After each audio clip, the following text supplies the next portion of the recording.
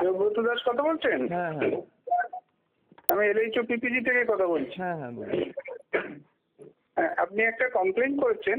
হ্যাঁ হ্যাঁ, তো ওইটা সম্বন্ধে একটু জানতে চাইছি। হ্যাঁ হ্যাঁ বলুন। একটু টেনশন বলুন হয়ে তো। গেল আমার এটা শুনেই। আমার কোনো তো অপরাধ নাই, তাও শুনেই শুনতে এমন অবস্থা হয়ে গেছে আমার, মানে ফোবিয়াটিক হয়ে গেছি একটু। তার মানে আমি হেলমেটটা খুলে তাতে কথা বলছি, বাড়িতেই আছি, বেরোচ্ছিলাম আর কি। কয়েক সেকেন্ড। হ্যাঁ হেলমেট।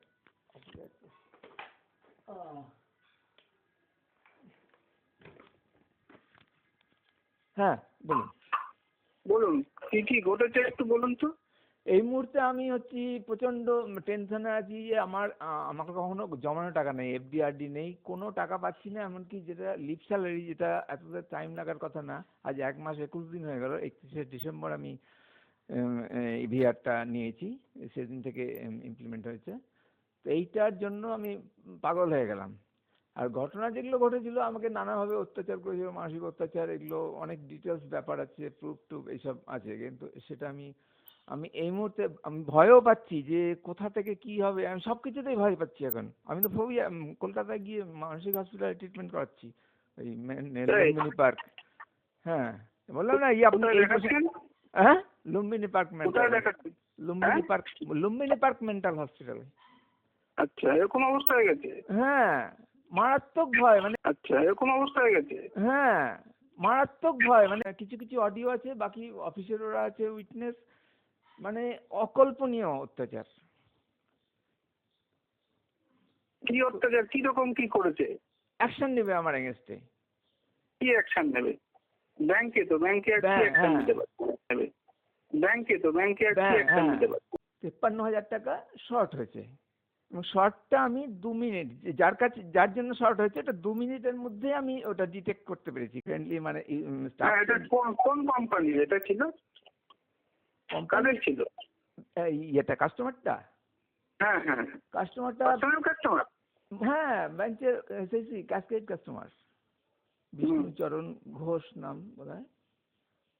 ওই এখানকার লোকাল মার্কেটের গ্রসারি শপ টপ আছে। আচ্ছা, কি নাম বললেন? বিষ্ণুচরণ ঘোষ। বিষ্ণুচরণ ঘোষ, আচ্ছা। অনেক দিনের কাস্টমার নাকি? মনে হয় আমাকে যে ভয়গুলো দেখিয়েছিল তার মধ্যে এই কথাটা খুব জোর দিয়েছিল যে সেটা হচ্ছে এটা খুব ভ্যালুয়েবল কাস্টমার, খুব ইম্পর্টেন্ট কাস্টমার। এইটা উনি যদি একটা চিঠি দিয়ে দেন যে আপনার জন্য এই লোকটা আমার তার নাম করে চিঠি দিয়ে যে এই আমি ক্যাশকেডটা বন্ধ করে দিলাম, তো আপনার এই হবে সেই হবে। আরো সঙ্গে সহযোগী আরো অফিসার ছিল, সিএম এই ম্যানেজার। কে বললো এটা আপনাকে? আমার কথা সবসময় চিফ ম্যানেজারই বলেছে। চিফ ম্যানেজার বলেছে? হ্যাঁ, সঙ্গে ছিল ওই ক্যাশকেড সেকশনের যে অফিসার ম্যানেজার এসছে চেঞ্জ হয়ে, ও একই সঙ্গে পুরো লটটা মোটামুটি চেঞ্জ হয়েছে। সেটা হচ্ছে বিশাল কুমার। নাম জানেন? কারা ছিল? হ্যাঁ বিশাল কুমার হচ্ছে ওই সেকেন্ড যে আমাকে হুমকি দিচ্ছিল, ভয় দেখাচ্ছিল। হুমকি দিচ্ছিল? হুমকি দিচ্ছিল? হ্যাঁ ছিল, হুমকি দিচ্ছিল?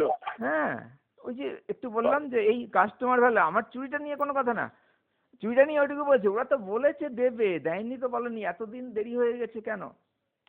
ওদের একটা ইয়ে হয়েছে, ওই আমার আত্মীয় ছিল মালদার আইসি, ওকে প্রথম দিনই আমি একটু জানিয়ে দিয়েছিলাম যে এরকম ঘটেছে।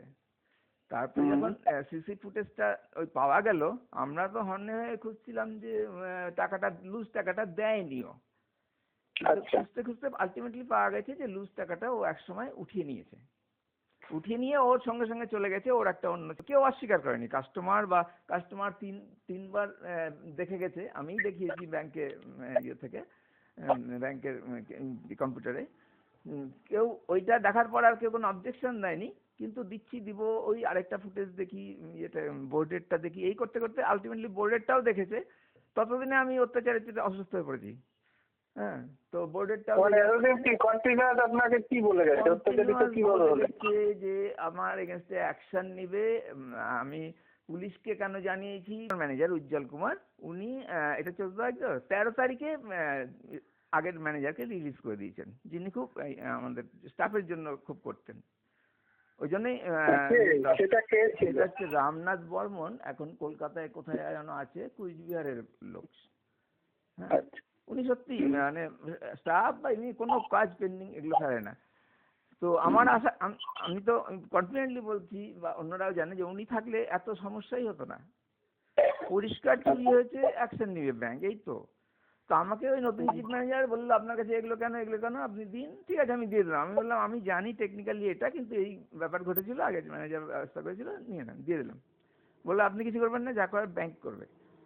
এর তারপরে ওই দেখা এইগুলো চললো, 3বার কাস্টমার দেখলো, বিভিন্ন সময় বিভিন্ন লোক এনে।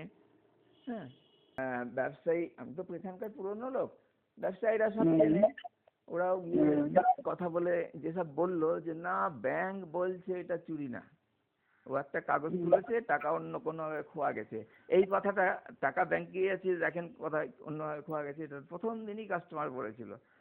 তো যাই হোক, এটা তো মানে আমার স্ট্রাইক করলো মনে। অন্যান্য যারা ব্যবসায়ী বন্ধু আমাকে চেনে, তারা বলেছিল যে টাকা চিন্তা করবেন না, টাকা আসবেই। কিন্তু তারা কোনোভাবে যোগাযোগ করে জানতে পেরেছে ব্যাংক বলছে, ওরা ব্যাংক বলছে ন্যাচারালি, ব্যাংক মানে ব্যাংক ব্রাঞ্চ হেড আর কি, সিএম বলছে টাকাটা চুরি হয়নি, ওটা কাগজ চলেছে, অন্যভাবে খোয়া গেছে। এবার ক্যাট ম্যানেজার জিজ্ঞাসা করেছে, তখন বলছে না, ওরা টাকা তো দিয়ে দিয়েছে। ওই কাস্টমারটার আরেকটা কর্মচারী টাকা দিতে জমা দিতে আসে, তাকে জিজ্ঞাসা করেছিলাম, ও বলছে আপনার টাকা দেয়নি, দিয়ে দিয়েছে তো। ওই ছেলেটা আর কখনো আসেনি যে চুরি করেছিল। এর মধ্যে টাকাটা দিয়েও দিয়েছিল? না না, এগুলো খবর, টাকা দেয়নি আমাকে, কেউ টাকা দেয়নি বা বলেনি টাকা দিয়েছে, ওটা মিটে গেছে। টাকা দিলে তো শেষ হয়ে যেত, আমার দিক থেকে আর করার কিছু ছিল না, কারণ বাকিটা ব্যাংকের ব্যাপার। আমার যেহেতু চুরিটা ধরা গেছে, এই জন্য আমি আশা করেছি যে আমার টাকাটা তাহলে ফেরত দেওয়া হোক।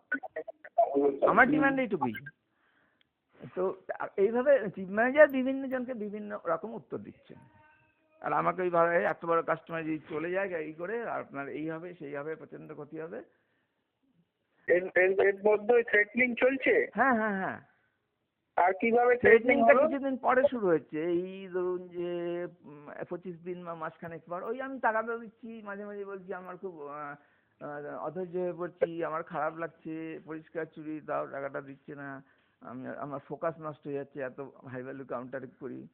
তো উনি সঙ্গে সঙ্গে আপনার ধৈর্য না থাকলে আমার ধৈর্য থাকবে না, এইভাবে সবসময় প্রত্যেকটা কথায় অ্যাটাকিং একটা ওরকম টোনে আর কি, ভীষণ বাজে। আমি চাকরি ব্যাংকের এই ছাড়া, এই গত 1 বছর ছাড়া সারা জীবনে 3বার মাত্র বকা খেয়েছি। এত আমি ডিসিপ্লিন, সিনসিয়ার এবং মানে পোলাইট, জেন্টল, সব আর কি। তো ওগুলো তো আমার শরীরে নিতে পারিনি। এখন আমার আগে শুধু হাই প্রেশার ছিল, এখন 8টা রোগ ধরেছে, sugar, thyroid, uric acid, cholesterol বেশি, ভিটামিন ডি, এগুলো ধরেছে। এগুলো মানসিক চাপে আর কি, মেন্টাল প্রেশার। অফিসে কোনো দোষ নেই। আগের চিফ ম্যানেজার আমাকে বলেছিলেন, মানে আমি জিজ্ঞাসা করেছিলাম যে আমাকে আপনার টিমে পাবো, ওই 17 জনের মধ্যে টোটাল কারিগর। আমি একটু মিটি হেসে বলেছিলেন 5-এর মধ্যে থাকবেন। তো চিন্তা করেন যে 17 জন, বাকি 16-র মধ্যে একজন বলে সবাই আমার চেয়ে পরে জন্মগ্রহণ করেছে, আমার জয়েনিং এর পরে। তো কাজে আমার, কারণ আমি একটু টেক সেভি, আমি বরাবরই খুব পছন্দ করি। এই অফিসে হওয়ার আগে, সিরিয়াস হওয়ার আগে, অনেক আগে থেকেই আমি কম্পিউটার ইউজ করি। তো কাজ সংক্রান্ত আমার কোনো সমস্যাই নাই। আমি এস্টাবলিশমেন্টে বসতাম, জিএসটি সব আমার, মানে এগুলো নিয়ে কোনো সমস্যা নেই। আসা নিয়ে সমস্যা নাই, মানে টাইম পাংচুয়ালিটি। যাওয়া নিয়ে আমি অল্প বয়সে একটু ইয়েতে করতাম অনেকদিন আগে, এখন একদম ঠিক আছে, যতক্ষণ লাগবে ততক্ষণ থাকবো ব্যাংকের কাজে, কিন্তু না না লাগলে থাকবো না। কিন্তু হাই ভ্যালু ক্যাশ, যেহেতু মালদার তো চেস্ট ব্রাঞ্চ, প্রচুর ক্যাশ লেনদেন হয়, ওই জন্য ওখানে থাকতে হতো। ডেইলি 7টা, 6:30, 7টা তো হতোই, 8টা 9টাও হতে পেরেছে, কারণ ক্যাশটা না মিললে বোর্ডের সঙ্গে মেলার ব্যাপার আছে, এই ব্যাপারটার জন্য থাকতাম। ও নিয়ে আমার কোনো আপত্তি কখনো করিনি। আমি শেষ দিকে চলে এসেছি, আমি কাজে খুব সন্তুষ্ট। আর আমাকে পুরনো একমাত্র পেয়ে লোকাল যারা এত কাস্টমার, তারাও খুব আনন্দ পেত, আমার কাছে জিজ্ঞাসা করতো, কথা বলতো, আমার খুব আনন্দ লাগতো।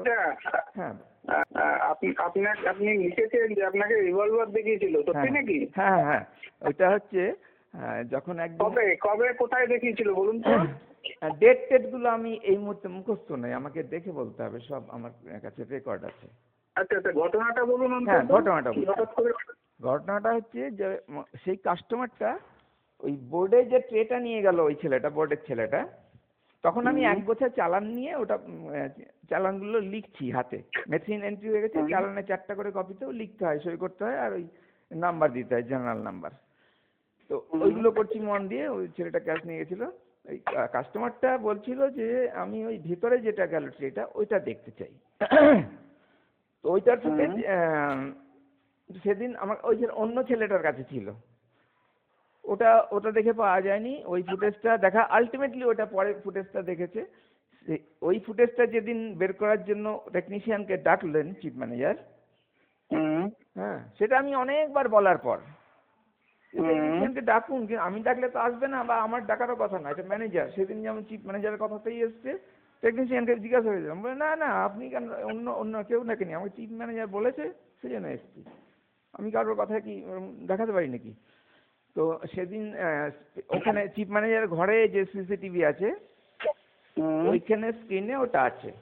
তো স্ক্রিনে ওখানে আমাকে দেখালো টাইম ধরে, আমি দেখতে দেখতে পেয়ে গেলাম এক জায়গায়। আচ্ছা, এবার কনফার্মে গেলাম।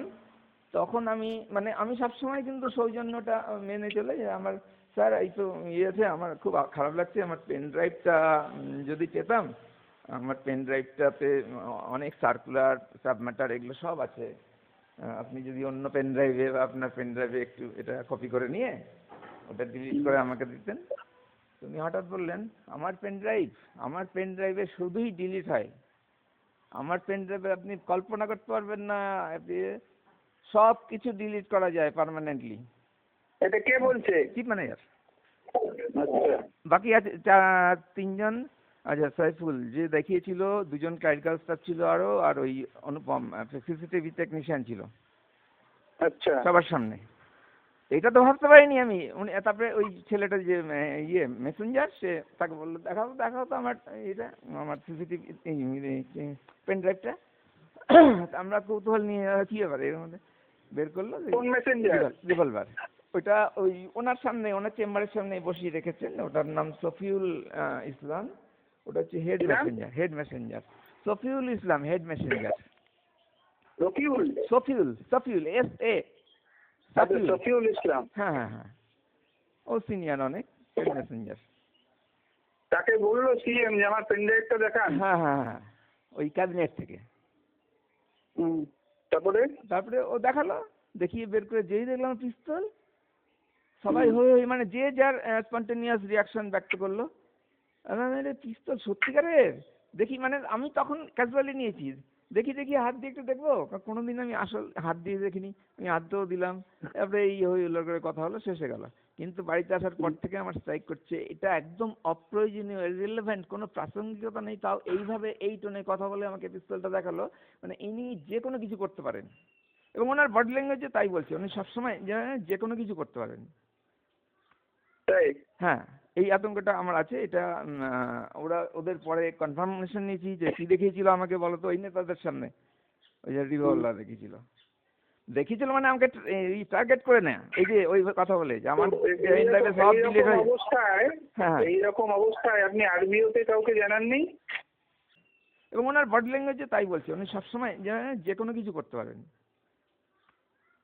হ্যাঁ, এই আতঙ্কটা আমার আছে। এটা ওদের পরে কনফার্মেশন নিয়েছি যে কি দেখিয়েছিল আমাকে বলো তো, ওই নেতাদের সামনে ওই যে রিভলভার দেখিয়েছিল মানে আমাকে টার্গেট করে নেয়, এই যে ওই কথা বলে যে আমার সব ডিলিট হয়ে অবস্থায়। হ্যাঁ, এইরকম অবস্থায় আপনি আরবিওতে কাউকে জানাননি?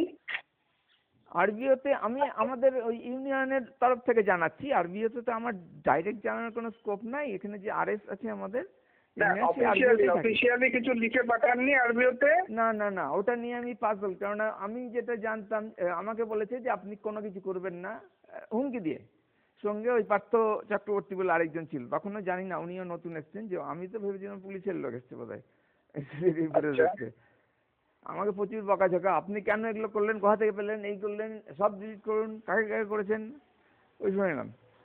তো আমাকে কিছু করতে পারেন, কারণ একদম আমি অ্যাবসলিউটলি চুপ করেছিলাম, একদম সাইলেন্ট, কোনো কিছুই করিনি।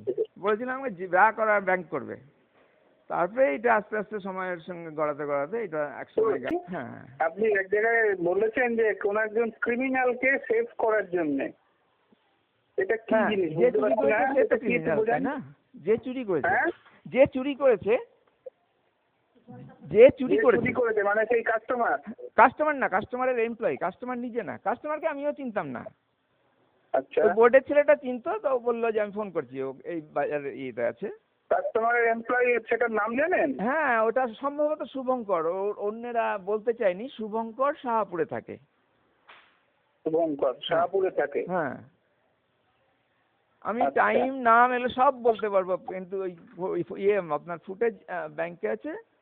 এবং পরবর্তীকালে যদি আমার ভুল হয়ে থাকে, আমার মনে হয় না, তার জন্যই আমি বেশি ভয় পাচ্ছি, কিন্তু কেউ কোনো সাপোর্ট পেলো না, আমি মানে প্রচণ্ড আতঙ্কগ্রস্ত হয়ে এরকম চাকরিটা ছাড়তে বাধ্য হলাম। না হলে এই সামনের 25 মাসে এই অবস্থা, এই স্টেজে আমি যে চাকরি 34 বছর 7 মাস করেছি, যে বেতন পেতাম সেটা 15-20 বছর প্রথম দিকে 15-20 বছরেও পাইনি।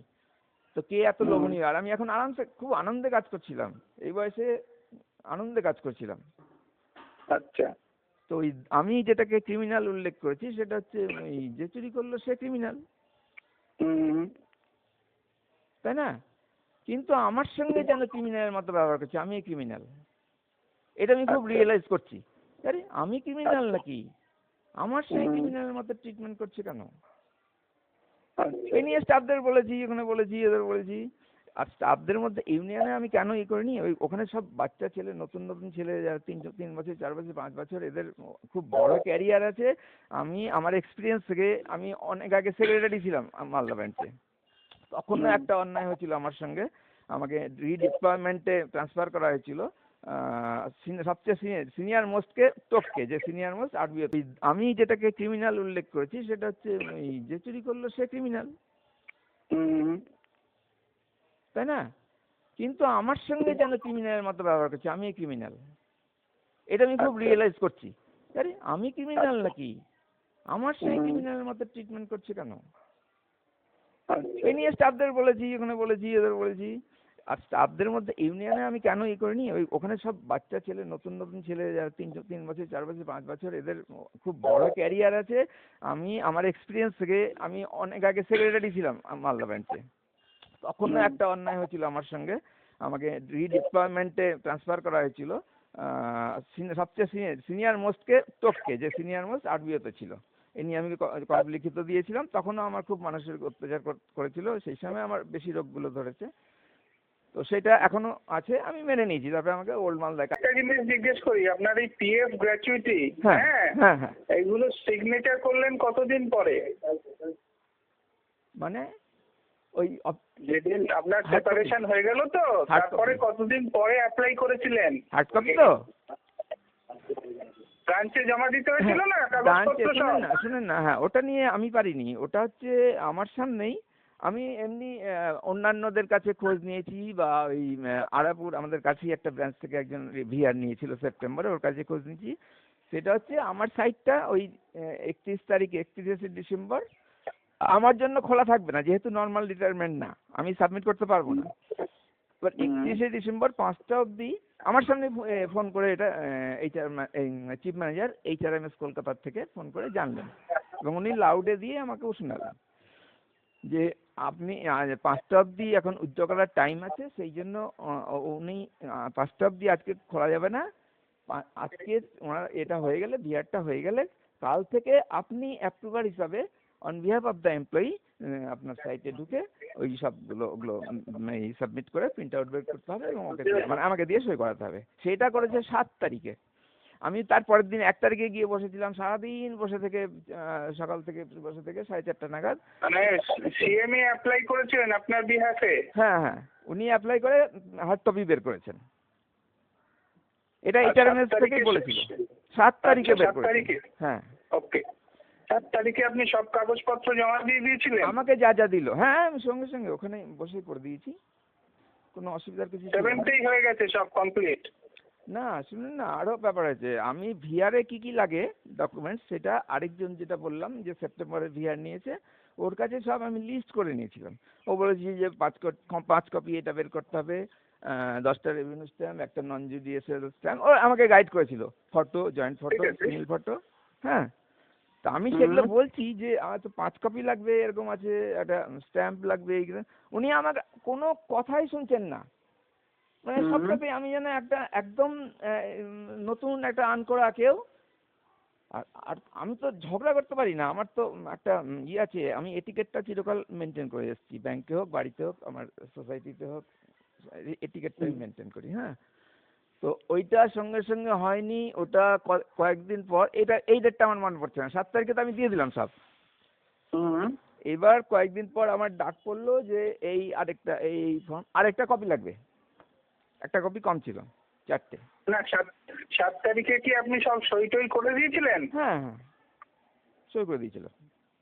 আর তারপরে পরবর্তী সাবসিকুয়েন্ট ডেটে যে গেলেন সেখানে সেই সময় কি আরো কোনো এক্সট্রা ডকুমেন্ট দিয়েছিলেন? না, আরেকটা কপি, ওটা সই করতে বলেছিল, আরেকটা কপি বের আচ্ছা। করে, হ্যাঁ। আচ্ছা, ওইটা সেই ডেটটা মনে পড়ছে না? হ্যাঁ, সেই ডেটটা এই মুহূর্তে মনে পড়ছে না। ওইটা আমার টেলিফোনের কল লিস্ট দেখলে হয়তো আমি মনে করতে পারি, একটু সময় নিয়ে আমার সবকিছু আমি সবই বের করতে পারবো, কারণ টেলিফোনে কল লিস্ট থেকে কবে কে কি বলেছে ওগুলো রেকর্ডিংও আছে, সেখান থেকে আমি একটু টাইম লাগবে আর কি এগুলো বলতে। আচ্ছা। তো সেকেন্ড টাইম ডাকা হয়েছিল, তারপরে থার্ড টাইম ডাকা হয়েছিল, এটা বোধহয় ইয়ের শেষের দিকে, মানে ওই মাস জানুয়ারির শেষের দিকে চলে গেল বা মাঝামাঝি, 20 জানুয়ারি। আমি দেখে বলতে পারবো, আমার তো এক কপি নিয়েছি ইয়েতে জেরক্স করে, আমাকে তাও দিতে চাইনি, কিন্তু আমি তো ওখানে এস্টাবলিশ কাজ করেছি, আমি জানি। যাক, আমি যে ইয়েকে ওই মেসেঞ্জারকে দিয়ে ওখানকার ওখানে যে ইয়ে আছে, স্ক্যানার আছে, স্ক্যানার না, ওই স্ক্যানার কাম জেরক্স আর কি, প্রিন্ট আউট করে আমি আর একটা কপি রেখেছি, কারণ ওতে ক্যালকুলেশন সবই আছে। তো তো আবার ডেকেছে আরবিআই থেকে, আরেকটা কি ফর্ম দিয়েছে, এই করতে করতে অনেকটা দিনই গেছে। এখনো কিছুই পাইনি? একটা কিছু পয়সা পাইনি, আমার কোনো ইয়ে নাই, মানে কোনো ফিক্সড ডিপোজিট আরডি কিচ্ছু জমা নেই। আর হচ্ছে ওডির ইন্টারেস্ট ডিউ হয়েছে, সেটা কিন্তু আমাকে বাজেভাবে কথা বলে। তাহলে কমপ্লেন যেটা করেছেন ওটাতে স্টিক থাকছেন তো, না উইথড্র করে নেবেন? In that case are you sticking with the complain or withdrawing it? আমার চাকরি ছাড়ার কারণটা ওটাই, কারণ তো ব্যাংকের জানি যে এরকম কিছু কিছু হয়, হয়তো আপনিও জানেন নিশ্চয়ই, যে ম্যানেজার বা সেরকম কেউ কোনো স্টাফ একটু বেশি কিছু অপ্রিয় জায়গায় চলে গেলে ওই কাস্টমারের কাছ থেকে একটা কমপ্লেন অবটেন করে নেয়, হ্যাঁ, তারপরে সেটার উপর অ্যাকশন নেয়। সেই ইঙ্গিতটা আমাকে দিয়েছিলেন। এইটা যে কমপ্লেনটা করেছেন সেটা কি উইথড্র করছেন না থাকছে? থাকুক না, থাকলে আমার ক্ষতি কি? আমি মানে সবসময় সহযোগিতা করবো, আমার কি কোনো ক্ষতির কিছু আছে? আমাকেও একটু সাহায্য করুন, কারণ আমি বাঁচতে চাই একটু সুস্থভাবে, এইটাই আমার সবচেয়ে বড় কামনা। ওকে।